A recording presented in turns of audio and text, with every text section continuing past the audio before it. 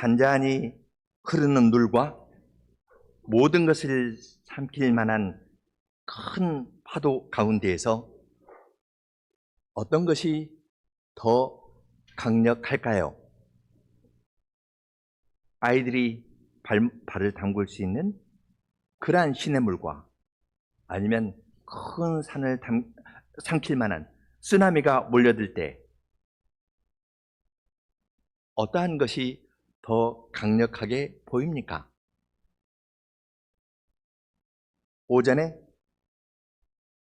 애굽이 큰 용처럼 악어처럼 이 강은 내 것이다, 내가 나를 위하여 만들었다 하면서 물을 요동하면서 물을 일으켜서 다른 나라를 다 정복하게 하려 했지만 결국 그 악어는 사막에 던져져서 자기에게 붙어있는 모든 다른 고기들과 함께 자기 비늘에 붙어있는 다른 고기들과 함께 짐승과 새의 먹이가 되었을 뿐만 아니라 교만의 근원인 강이 말라버리고 주위가 황폐하게 되었다는 것을 오전에 하나님의 말씀을 통해서 들었습니다. 그렇기 때문에 그러한 큰 물이 산을 삼킬 만한 그러한 물이 강력한 것이 아니라 지금 에스겔 47장에서 본 성전문에서 조금씩 흘러나오는 물, 1천 가야 500m 가야 발목까지 차고 또 500m 더 가야 무릎까지 차고 또 500m 더 가야 허리까지 차고 그 다음 500m 더 가야 2km가 되어야 능히 건너지 못하고 그러니까 이 목까지나 찼겠죠? 그러한 물이 훨씬 더 조금씩 나오는 그 물이 더 강하다는 것을 여러분은 다 아실 것입니다. 물 자체가 강한 건 아닙니다. 물 자체로 보면은 쓰나미처럼 모든 것을 삼킬 만한 것이 더 강력하죠? 1천척 가야 500m 가야 발목에 이렇게 잠글 수 있는, 아이도 놀 수 있는 그런 물이라는 것은 강력한 것이 아닙니다. 중요한 건 근원입니다. 바로가 이 강은 내 것이다, 내가 나를 위하여 만들었다. 바로에게서 나온 그 물과 하나님과 및 어린 양의 보좌에서 흘러나오는 그 물은 근원이 다릅니다. 잔잔한 물, 파도 같은 그러한 물을 비교하면서 이야기를 했지만 더 정확한 것은 어디에서 나오는 물인가 하는 것이 매우 중요합니다. 시편 46편 1절로 5절을 읽겠습니다. 하나님은 우리의 피난처시요 힘이시니 환난 중에 만날 큰 도움이시라. 그러므로 땅이 변하든지 산이 흔들려 바다 가운데 빠지든지 바닷물이 솟아나고 뛰놀든지 그것이 넘침으로 산이 흔들릴지라도 우리는 두려워하지 아니하리로다. 4절 한 시내가 있어 난 위에 흘러 하나님의 성 곧 지존하신 이의 성소를 기쁘게 하도다. 하나님이 그 성 중에 계시니 성이 흔들리지 아니할 것이라. 새벽에 하나님이 도우시리로다. 46편에서는 두 물을 잘 대비하였습니다. 바닷물이 솟아나고 뛰놀면서 산을 삼킬 것처럼 덤벼들지만 이 세상이 바로가 일어나서 공격해오면서 덤벼들고 있지만 그러한 때 요동하지 아니하겠다 합니다. 그 이유는 하나님의 성 곧 지존하신 분의 성소에서부터 흘러나오는 조용한 물이 있기 때문에 46편의 시인은 큰 물이 요동할지라도 거기에서 두려움을 느끼지 아니한 것입니다. 에스겔서 47장을 읽었는데 이것은 40장부터 48장까지 기록된 에스겔에게 환상으로 보여준 성전의 한 모습입니다. 에스겔서 40장부터 48장까지 쭉 한순간에 읽으면 두 가지 이미지가 아주 두드러집니다. 첫째는 담입니다. 담이 높고요. 담이 6척, 한 3m쯤 되고 또 올라가도 폭이 3m입니다.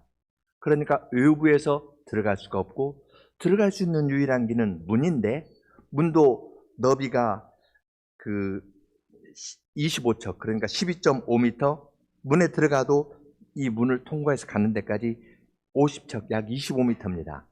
그러한 문이 동쪽, 북쪽, 남쪽에 있고, 그래서 바깥들에 들어가면은 계단을 7개 올라가서 안뜰에 가는 데에도 또 문이, 같은 크기의 문이 3개가 있습니다. 그것으로 이 성전의 거룩한 것을 표현합니다. 담과 문으로 성전의 거룩함을 표현합니다. 부정한 것은 성전에 들어갈 수 없다는 것을 이야기를 합니다. 하나님의 거룩하심을 성전의 건축 양식으로 표현한 겁니다. 그래서 에스겔서 40장부터 44장, 45장 읽을 때까지 어려운데요. 그 이미지를 생각하면 그렇게 어렵진 않습니다. 아, 부정한 것이 결코 들어갈 수 없구나. 하나님께서 이렇게 엄하게 막으시는구나. 라는 것을 잘 알 수 있습니다. 두 번째 이미지는 그렇게 철옹성 같은 성전이지만, 부정한 것이 들어갈 수 없는 성전이지만 거기에서 흘러나오는 물입니다. 조금씩 흘러나오는 그 물은 에스겔 47장 9절에서 있는 것처럼 9절, 이 강물이 이르는 곳마다 번성하는 모든 생물이 살고 또 고기가 심이 많으리니 이 물이 흘러들어가므로 바닷물이 되살아나겠고 이 강이 이르는 각처의 모든 것이 살 것이며, 성전에서 흘러나오는 물이 한계가 없습니다. 이르는 모든 곳에서 죽은 것들을 살려내는 일을 한다고 이야기를 합니다. 성전에서 흘러나오는 물이 처음에는 조금씩 스며 나왔거든요. 500m 가니까 발목 잡고요.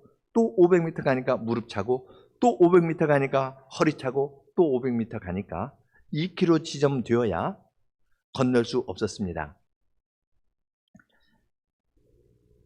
조금씩 나오는 물이 점점 더 많아지는데 그 끝은 열어두었습니다. 여러분도 잘 아는 바다가 있는데요. 갈릴리에서부터 요단강이 요단강이 흘러서 사해까지 가는데, 제가 사해라는 말을 썼죠. 사해는 나가는 것이 없기 때문에 염도가 높아서 물고기들이 살 수 없습니다. 수영 못하는 사람들도 사해 가면 쉽게 수영할 수 있습니다. 그러한 곳인데요. 여기 에스겔 47장에서는 사해라는 말을 사용하지 않습니다. 강물이 동쪽으로 향하고 아라바는 요단 근처에 그 계곡인데 거기에까지 가서 그 바다를 소성시킨다고 이야기합니다. 이스라엘 사람들은 모두 그 바다가 사해인 줄 잘 압니다. 잘 아는 그 단어를 쓰지 않음으로써 강조하는 셈인데요. 그 바다를 다른 식으로도 표현합니다.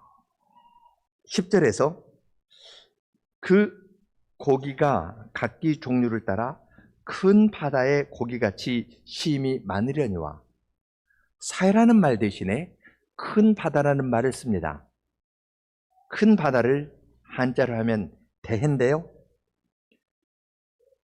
여기 같은 단어가 15절에 나옵니다. 북쪽은 대에서부터 해들동길을 거쳐 스닷 어기까지, 그리고 19절 20절에서도 애굽 시내를 따라 대까지 이르리니, 20절 서쪽은 대해라.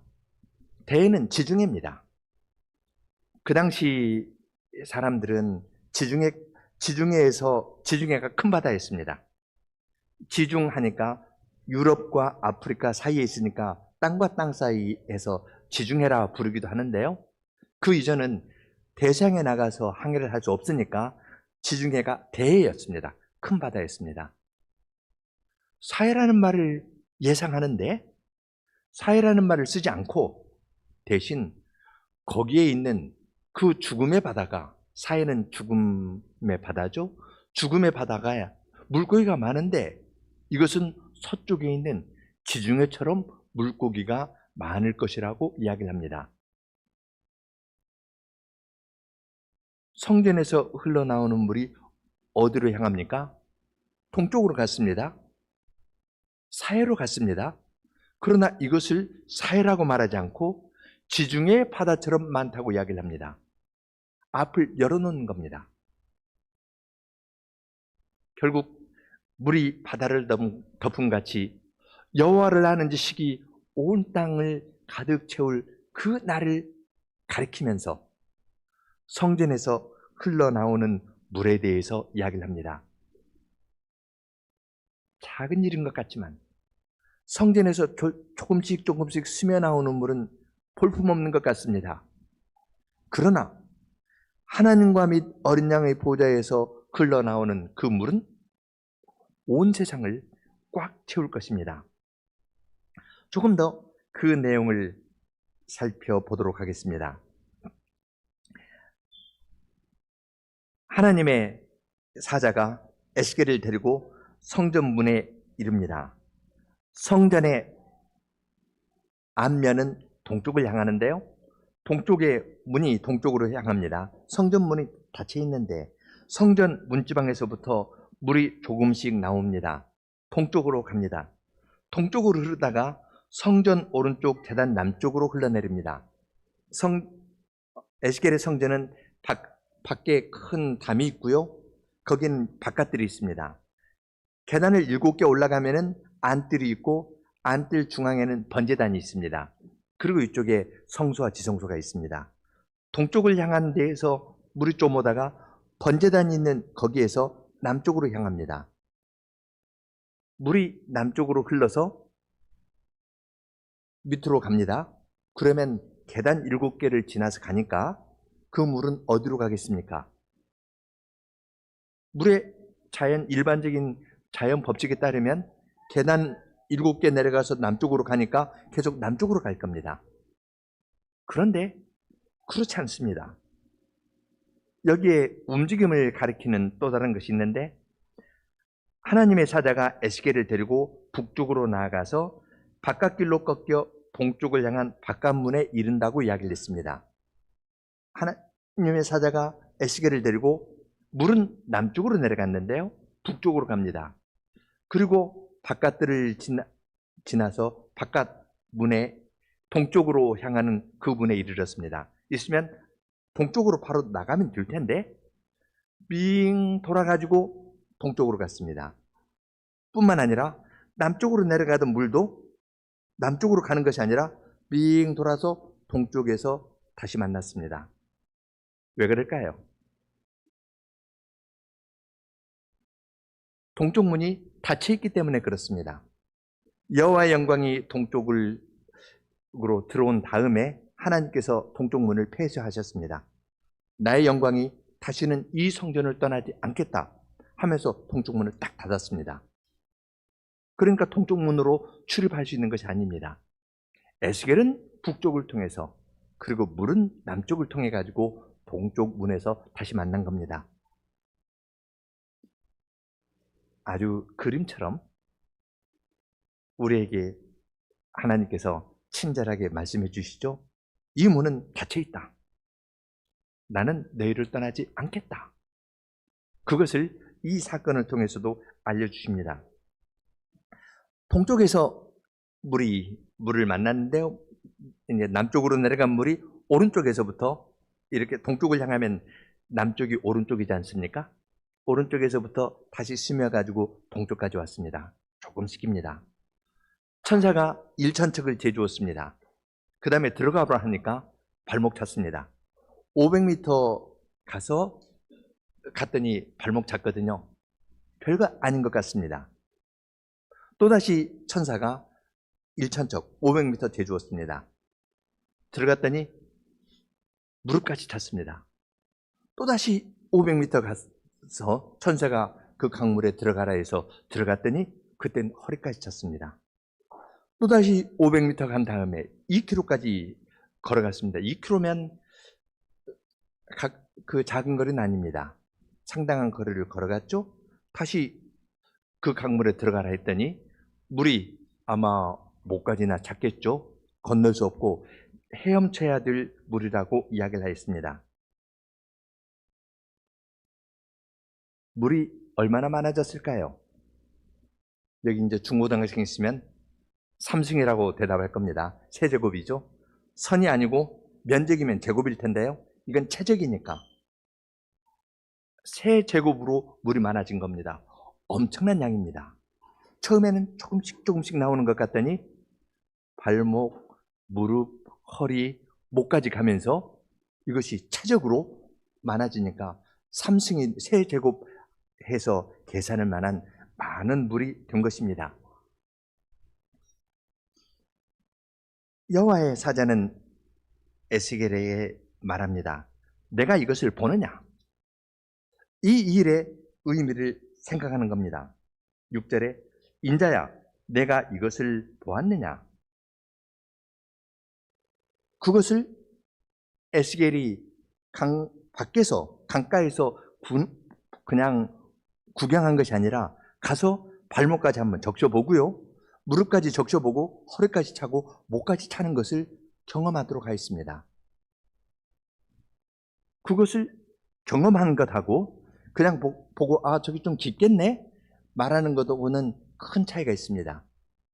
경험한 사실이 있는데 그것을 여호와의 사자는 딱 묻습니다. 내가 이것을 보았느냐? 경험하였느냐? 이것이 무슨 의미인지 생각해 보아라 라고 이야기를 합니다. 그러면 성전문에서 조금씩 나온 것이 이렇게 기하급수적으로 늘어나는 것을 에스겔은 온몸으로 경험했을 겁니다. 논리적으로 설득되는 것이 아니라 몸으로 경험한 겁니다. 목까지 차면서. 이렇게 목까지 차는 경험을 한 다음에 강 좌우편에 있는 나무들을 보여줍니다.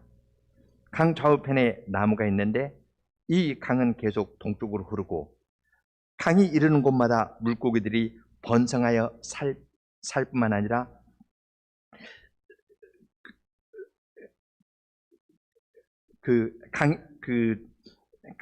강이 이르는 모든 곳에서 다시 생명을 얻게 될 것이라고 이야기를 합니다.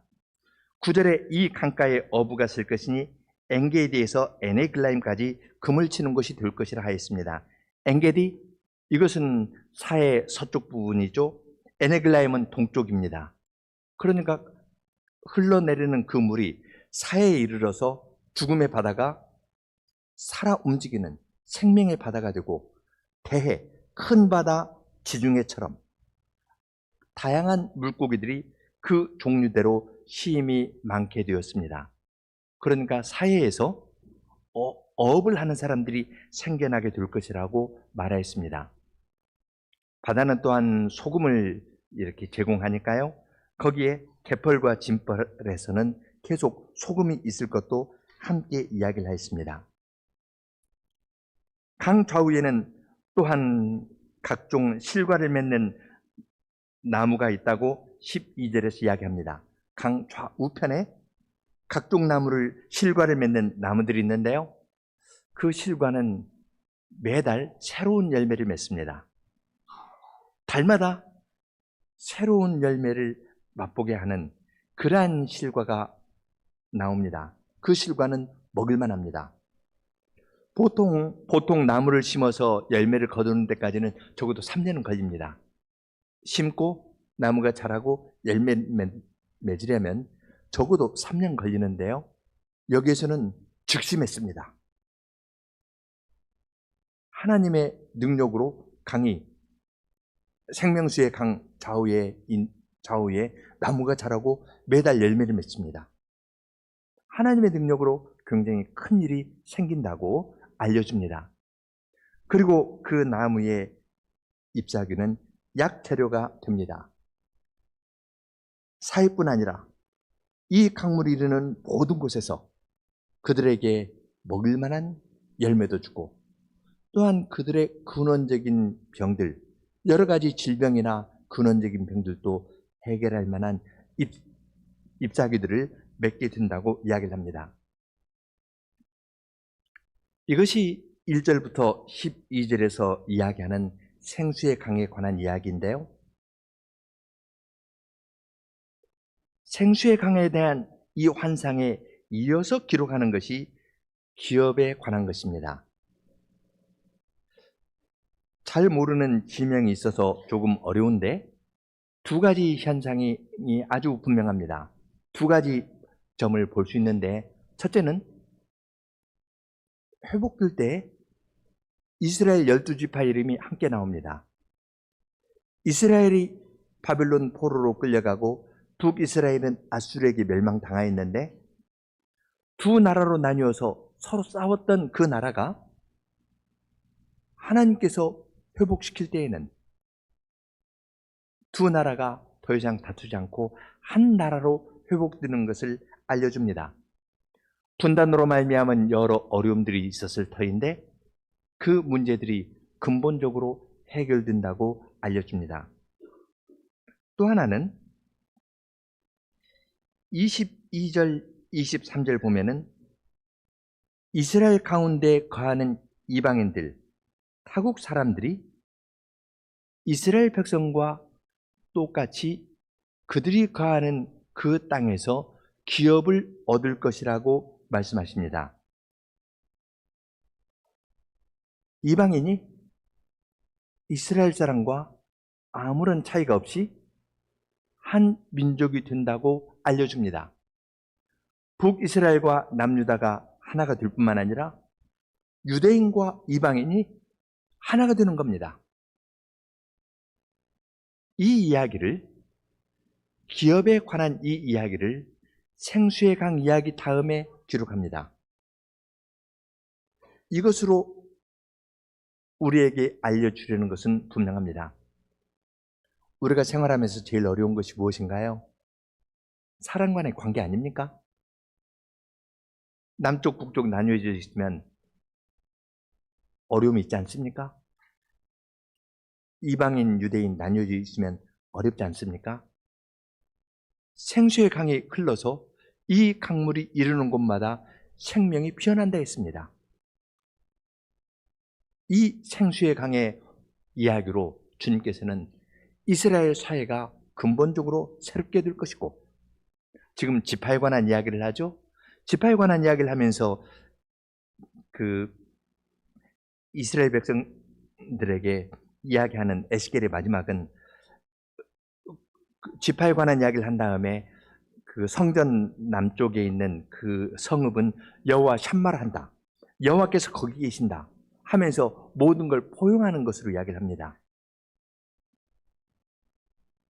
하나님께서는 아브라함에게 내가 너를 복에 거느니 복을 삼겠다, 이방인이 너로 말미암아 복을 얻을 것이라고 약속해 주셨는데 그 약속이 이루어지는 일이 있을 것이라고 여기에서 말씀해 주십니다.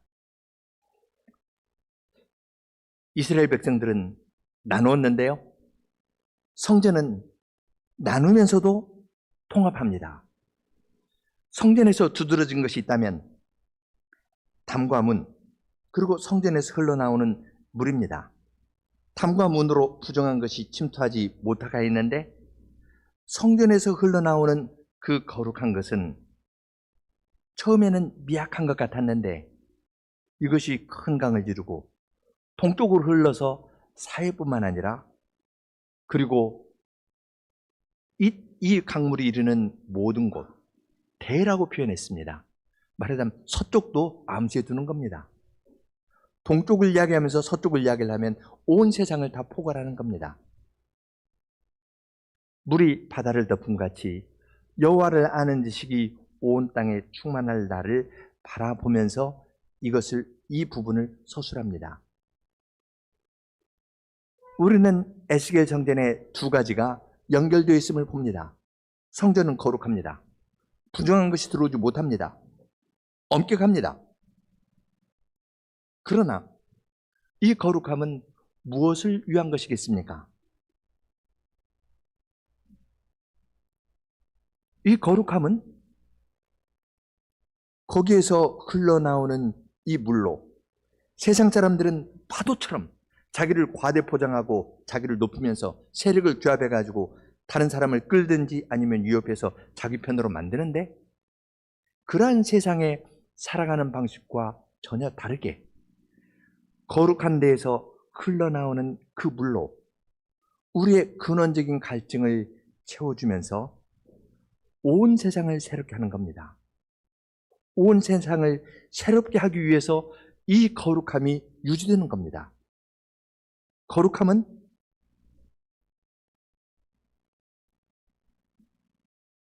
거룩함 자체에 있는 것이 아닙니다. 거룩하다, 거룩하다, 거룩하다, 만군의 주 여호와여. 그 다음 말이 무엇입니까? 주의 영광이 온 땅에 충만하도다. 이것이 이사야 선지자가 성전에서 본 환상 아니었습니까? 하나님의 거룩함은 그분의 영광이 온 땅에 충만할 것을 보여주는 것입니다. 하나님께서 온 세상의 주이시기 때문에 하나님의 거룩함을 찬송하는 교회는 온 세상을 바라보고 품는 겁니다. 세상의 방식이 아니라, 세상은 파도를 일으키면서 아름다운 것으로 꼬이든지 아니면 위협하든지 그렇게 하지만, 교회는 내가 아니라 하나님과 및 어린 양의 보좌에서 흘러나오는 물로 온 세상을 가득 채우는 것입니다.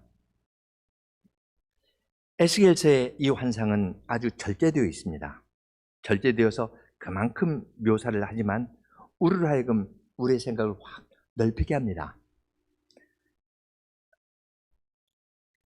에스겔서의 이 부분은 우리로 하여금 역사의 처음과 역사의 마지막을 바라보게 합니다. 한 동산이 있고 네 강이 나뉘어 흐르면서 각종 과실이 있었던 에덴 동산의 아름다움을 보게 합니다. 강물이 흐르는 곳마다 큰 바다처럼 각종 물고기가 생육하고 번성한 것은 하나님께서 내리셨던 창조의 복이 성전에서 흘러나오는 물로 완성됨을 보여줍니다. 주님께서 우리를 구원하여 주시고 우리를 새로 창조하신 것은 주님의 백성이 생육하고 번성하면서 땅에 충만하도록 하기 위한 그 일을 이루기 위해서, 죄 가운데에서 그 일을 못했으니까 주님의 백성을 구원해서 생육하고 번성하고 땅에 충만하는 그 일을 하도록 하려고 성전에서부터 생수를 보내주시는 것을 우리는 알 수 있습니다. 역사의 처음으로 가서 창세기의 모습을 생각할 때 우리는 곧바로 역사의 마지막, 그리고 이 모든 날 마지막에 오신 그리스도의 모습을 여기에서 발견합니다. 특히 사도 요한은 에스겔서에 있는 이 환상을 마음에 두고서 말씀을 기록한 것처럼 보입니다. 요한복음 2장을 보면은 예수님께서 성전을 정결케 하셨습니다. 성전된 자기 육체를 가리켜 말씀하심이라 하면서 성전을 정결케 하셨습니다. 그 거룩함을 주님께서 회복하신 다음에 그 다음에 행하신 일은 요한복음 3장에서 니고데모에게 중생에 대해서 말씀하셨고 성신으로 중생하는 것에 대해서 말씀하시고, 또한 요한복음 4장에 가면은 수가성 여인에게 생수에 대해서 말씀하셨습니다. 예수님께서 유대를 떠나서 갈릴리로 가실 때 요한복음 4장 4절 보면은 사마리아를 통과하여야 하겠는지라. 예수님의 어떠한 이유 때문에, 필연적인 이유 때문에 예수님께서는 사마리아를 통과해야 하였습니다. 어떤 필연성이었을까요? 그 다음에 기록된 것을 보면은 수가성 여인에게 다가가서 그에게 생수에 대한 교훈을 알려주신 것이 예수님께서 사마리아를 통행하셔야 하겠는지라의 필연성임을 알 수 있습니다. 예수님께서는 수가성 여인에게 강압적으로 말씀하시지 않았습니다. 자신을 목마른 사람으로 놓고서 물 좀 다오. 당신 유대인 남자가 왜 나에게 물을 달랍니까? 아무것도 모르고 엉뚱한 소리를 하는 그러한 여인입니다. 주님께서 그 여인을 찾아가셔서 생수에 대해서 말씀하였습니다. 그는 뭘 모르고 그 물 주세요. 그럼 내가 여기 다시 물 길러 오는 일 없을 테니까 그 물 마시면 참 좋겠습니다. 주십시오. 그렇게 이야기를 하였습니다. 그때 주님께서는 가서 내 남편을 불러오라 하니까 나는 남편이 없다고 이야기를 하니까요. 예수님께서는 너에게 남편 5이 있었고 지금 있는 자도 내 남편이 아니니 내 말이 참되다 하였습니다. 이 여인은 말하자면 전에 5 남자가 있었고요. 지금 남편이 아닌 한 남자하고 살고 있었던 겁니다. 왜 그랬을까요? 5번 사별을 경험해서 지금 6번째 남자하고 살고 있었을까요? 그러한 것이면 어느 정도 정당한 이유가 될 터인데 정오에 물을 길러오는 것은 사람들하고 사이가 안 좋다는 뜻입니다. 사람들하고 만나는 걸 피하려고 합니다. 그러니까 예수님께서 생수에 대해서 말씀하시니까 나 그 물 마시면 다시는 이 물 길러 오지 않아도 되니까 좋겠습니다 하고 이야기하는 겁니다. 자기 계산 속에서 이야기하는 그러한 여인입니다. 예수님께서는 그 여인의 속에 있는 진정한 갈증을 보셨습니다.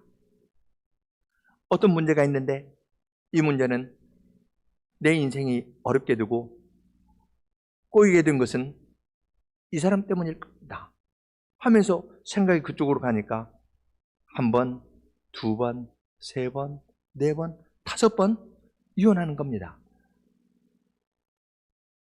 이것은 남의 이야기가 아니지 않습니까?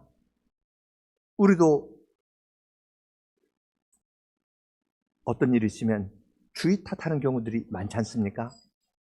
그래서 친구를 바꾸기도 하고 때로는 거주 환경을 바꿔보기도 하고 때로는 다른 것들을 바꿔보면서 이것 때문이다 하면서 이걸 지목하면서 이걸 피해가지고 이걸 피하면 내 삶이 조금 더 잘 될 것이다. 이런 식으로 해서 바꿔가지 않습니까? 주님께서는 6번째 남자하고 살고 있는 그 여인의 마음에 있는 갈증을 보셨습니다. 마음속에 있는 그 갈증입니다. 무엇인지 알 수 없는 그 근원적인 갈증 때문에 그는 주위를 탓하면서 바꾸고 또 바꿨습니다. 사마리아로 통행하셔야 하겠는지라. 그렇게 말씀하신 예수님께서는 그 여인의 마음에 있는 진정한 갈증을 아시고 성신과 진리로 예배하는 도리를 알려주셨습니다. 이것이 하나님의 성전에서 흘러나오는 스며나오는 잔잔한 물입니다. 발목 겨우 담글 수 있을 만한 500m 가야 발목 겨우 담그고 또 500m 가야 무릎 겨우 담글 수 있는 그러한 물입니다. 그렇지만 이 한 모금 마시는 건 매우 중요합니다. 그 여인은 다른 사람들에게 와 보라. 내가 행한 모든 것을 알고 있는 사람이 있다. 그분이 메시아가 아니겠냐 하면서 다른 사람들을 그리스도교로 인도하였습니다. 주님께서는 수가성 여인을 통하여 수가성 전체를 뿐만 아니라 이 땅에 사는 우리 모두의 전체의 진정한 갈증이 무엇인지를 아시고 통행하셔야 하겠는지라 하는 마음으로 주님의 백성인 우리에게 찾아와서 우리의 마음에 정다히 말씀하시면서 우리의 근원적인 갈증을 채워주십니다. 생수에 관한 이야기는 요한복음 7장에도 나옵니다. 요한복음 7장은 이제 초막절 때 물을 깃는 그 풍습과 관련이 있는데요. 예수님께서 요한복음 7장 37절 38절 보면은 명절 끝날 곧 큰 날에 예수께서 서서 외쳐 이르시되 누구든지 목마르거든 내게로 와서 마시라. 나를 믿는 자는 성경의 이름과 같이 그 배에서 생수의 강이 흘러나오리라 하시니, 이는 그를 믿는 자들이 받을 성신을 가리켜 말씀하신 것이라. 예수께서 아직 영광을 받지 않으셨으므로 성신이 아직 그들에게 계시지 아니하시더라. 주님께서는 수가성 여인에게 생수에 대해서 말씀하신 다음에 예수님께서 영광을 받으시는 건 십자가에 달려 돌아가시고 부활하시는 건데요. 십자가에 달려 돌아가시고 부활하셨을 때 오순절에 성신을 주셨죠? 그럼 예수님을 믿는 사람은 그의 배에서부터, 속에서부터 생수의 강이 흘러 넘치게 될 것이라고 말씀하셨습니다. 내가 십자가의 죽음과 부활을 통해서 너희의 근원적인 갈증을 채워주겠다. 성전을 정결케 하신 예수님께서 자기 몸을 가리켜 말씀하셨는데요. 거기에서 얻으신 공효를 우리들에게 주셔서 우리가 그걸로 만족할 뿐만 아니라 우리가 우리의 속에서부터 생수의 강이 흘러넘쳐서 다른 사람에게까지 전파되도록 하신다고 말씀하셨습니다. 생수에 대해서 사도 요한은 이렇게 이야기를 하면서 예수님께서 십자가에 달리셨을 때 군병이 옆구리를 찌르니까 물과 피를 다 쏟으셨다고 이야기를 합니다. 예수님께서 찔렀을 때 물과 피가 분리되어서 나온 것이 아니라 거기에서 흘러내린 예수님의 보혈이 우리의 진정한 갈증을 채워주는 생수가 됨을 알고서 신학적으로 물과 피를 다 쏟으셨다고 이야기한 것이라 생각이 듭니다. 사도 요한은 생수에 관한 이 이야기를 하면서 에스겔 47장에 있는 이 그림이 그에게 생생히 있었던 듯합니다. 성전을 정결케 하신 주님에게서 주님의 옆구리에서 흘러나오는 그 물이 우리 모두의 근원적인 갈증을 해결해 주는 물이 됨을 알고 알려주었습니다. 사도 요한은 그 이야기를 요한계시록에서도 씁니다. 요한계시록 22장 1, 2절은 에스겔 47장 이야기와 같습니다. 또한 수정같이 맑은 생명수의 강을 내게 보이니 하나님과 및 어린 양의 보좌로부터 나와서 길 가운데로 흐르더라. 강 좌우에 생명나무가 있어 12가지 열매를 맺되 달마다 그 열매를 맺고 그 나무 잎사귀들은 만국을 치료하기 위하여 있더라. 에스겔 47장에 있는 말 그대로 아닙니까? 강 좌우에 나무들이 있는데 달마다 먹을 만한 열매를 맺고 또한 잎사귀들은 치료하는 능력이 있다고 이야기를 합니다.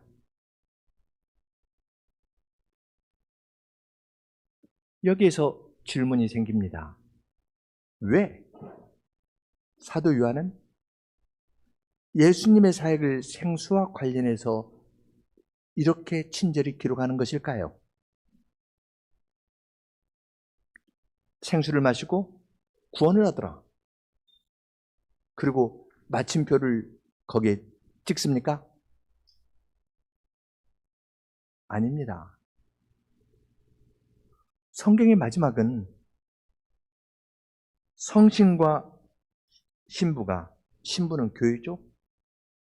오라 하며 주님께서 초청하시는 그 일에 다윗의 뿌리고 자손이신 그분이 증언하는 그 일에 주님의 교회가 성신과 함께 동참하도록 하려고 이 사실을 기록합니다. 요한계시록 22장 17절은 결론입니다. 성신과 신부가 말씀하시기를 오라 하시는도다. 듣는 자도 오라 할 것이요 목마른 자도 올 것이요 원하는 자는 값없이 생명수를 받으라. 이러한 증언을 주님의 교회가 하기를 원하여서 기록하는 겁니다. 예수님께서 요한복음 7장에서 나를 믿는 자는 성경의 이름과 같이 그 사람의 믿는 사람의 속에서부터 배에서부터 생수의 강이 흘러 넘치리라 하셨는데 나에게서 흘러나오는 생수는 누구를 위한 것입니까? 나의 목마름을 채워주는 것에 그치는 것이겠습니까? 아닙니다. 주님께서 사마리아로 통행하셔야 하겠는지라 말씀하신 주님께서는 지금도 동일하게 내가 죄 가운데 있는 저들을 구원하여야 하겠는지라 말씀하시는 겁니다. 머리 되신 주님께서는 이 땅에 있는 주님의 교회를 통해서 성신과 함께 생수의 강이 너희에게서 흘러 넘쳐서 다른 사람에게까지 나아가야 될 것이라고 이야기를 합니다.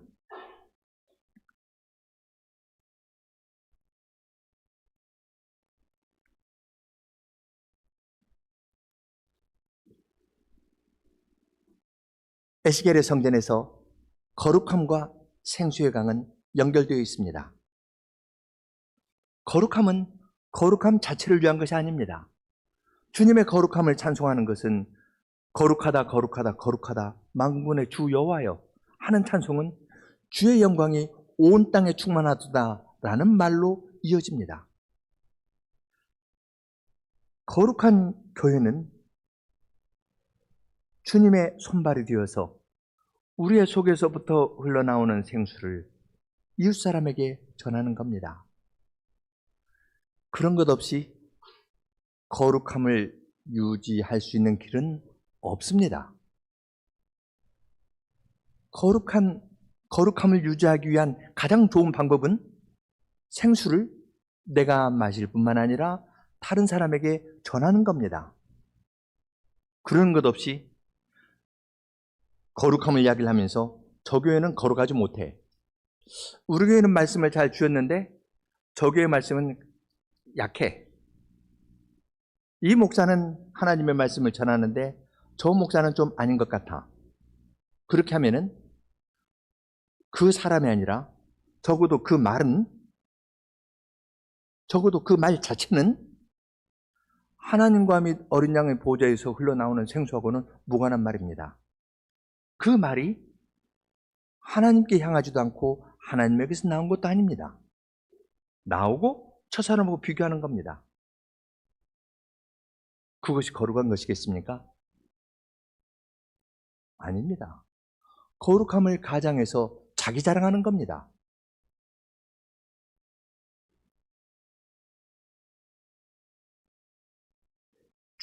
주님께서는 세상의 요동하는 물결이 있지만 그리고 말씀이 연약한 교회에서는 세상의 방식을 취해서 생활하는 일들도 있습니다. 그러한 세상에 대한 예수님의 태도는 근원적인 갈증을 보시고 긍휼히 여기는 마음으로 그들에게 은혜의 복음을 전하셨습니다.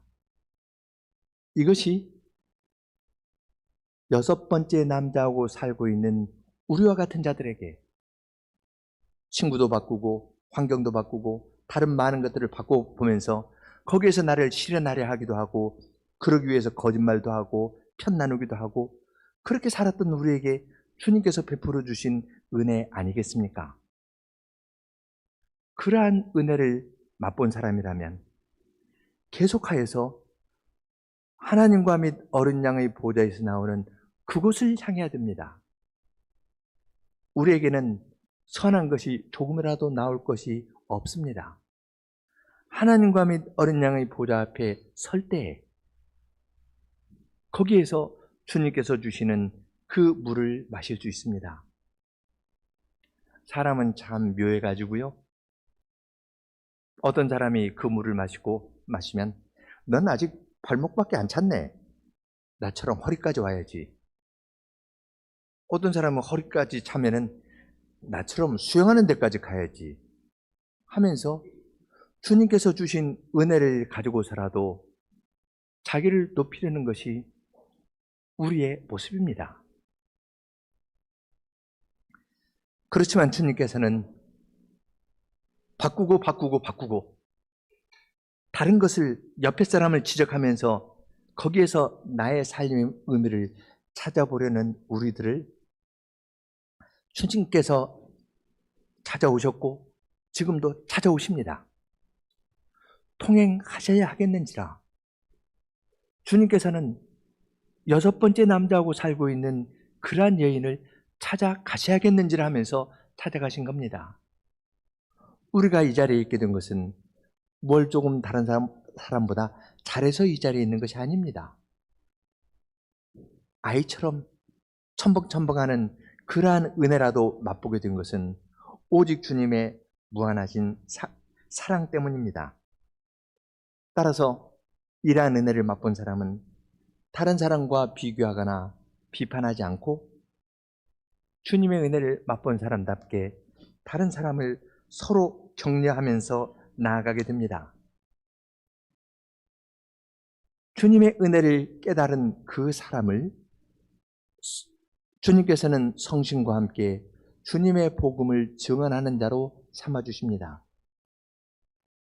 성신과 교회는 세상을 향해서 오라 하고 초청했는데 요한계시록 22장에서 말하는 교회는 어떠한 교회일까요?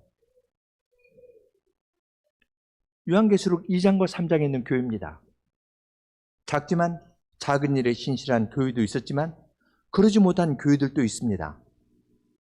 이단을 용인한 교회도 있고 간음하기도 하고 처음 사랑을 잃어버리기도 하고 뜨뜻미지근하기도 하고 주님을 쫓아내는 것과 같은 그러한 교회도 있습니다. 그러나 주님께서는 주님의 말씀으로 그러한 교회들을 새롭게 하셔서 성신과 함께 이 복음을 증언하도록 하십니다. 누가 생수를 마시고 생수에 대해서 증언할 수 있겠습니까? 생수에 대해서 증언할 수 있는 사람은 생수를 마신 사람만이 할 수 있는 일입니다. 수가성경에는 와 보라 했습니다. 그가 깨달은 하나님의 진리가 어느 정도일까요?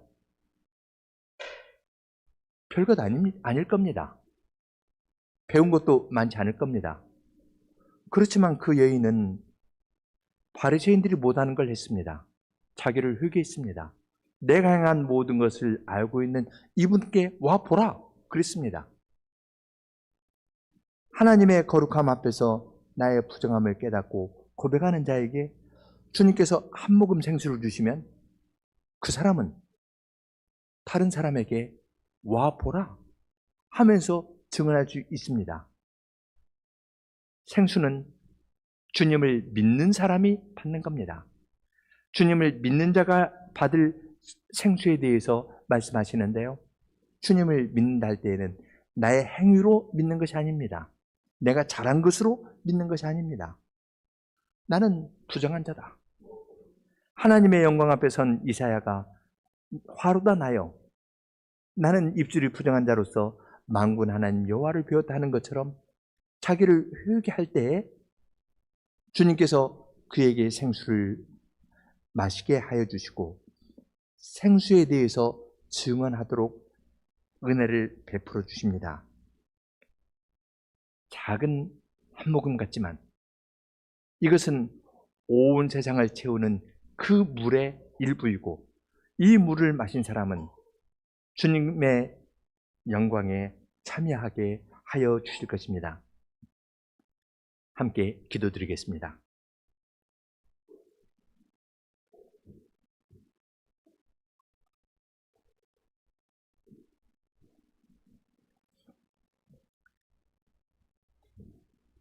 하늘에 계신 하나님, 저희들은 하나님과 및 어린 양의 보좌에서 조금씩 흘러나오는 그 은혜가 갖고 있는 그 생수의 물이 가지고 있는 힘을 잘 모르는 자들입니다. 그렇기 때문에 산을 삼킬 만한 큰 파도와 자기의 능력과 힘을 과시할 수 있는 어떠한 기회를 마음으로 꿈꾸고 그것을 위해서 힘을 낭비하는 그러한 자들입니다. 믿음으로 그리스도와 연합하여서 십자가를 짊어지고 자기를 부인하는 방식으로 살아가는 것에 대해서는 친숙하게 알지 못하고 오히려 세상적인 방식으로 자신의 잘한 것을 다른 사람에게 보여줌으로써 모범적인 사람이 됨으로써 어떠한 일을 할 것이라 생각하면서 눈에 보이는 것들을 추구하는 그러한 자들입니다. 그러한 저희에게 수가성 여인을 찾아가신 주님께서 주님의 말씀으로 저희에게 찾아오셔서 주님의 생수는 믿음으로 받아들일 수 있는 것이고 자기의 죄를 회개하고 인정하는 사람이 마실 수 있는 것이라 알려주시면서 그 물을 마시는 자는 영원히 목마르지 아니하고 자기를 가리지 아니하고 오히려 주님의 은혜의 복음을 증언하는 일에 성신과 함께 동역할 수 있다는 사실을 저희들에게 깨우쳐 주십니다. 주님께서 행하시는 방식은 세상에 행하는 것과 근본적으로 다름을 깨닫사오니 저희들로 하여금 크고 귀한 일을 꿈꾸기보다는 젖된 아이가 어미 품에 있음과 같이 주님께서 저희에게 내려주시는 은혜를 사모하고 이 은혜 가운데에서 서로에 대해서도 인자하게 하고 사랑을 나타내면서 살아가는 사람들이 다 될 수 있도록 은혜를 허락해 주시옵소서. 저희 가운데에서 시작하시는 이 일이 주위의 사람들에게 영향을 미치게 하여 주시고 또한 주님의 교회가 교회적인 증언을 하는 데에서도 열매를 잘 맺고 나아갈 수 있게 은혜를 내려주시기를 구합니다. 예수님 이름으로 기도합니다. 아멘.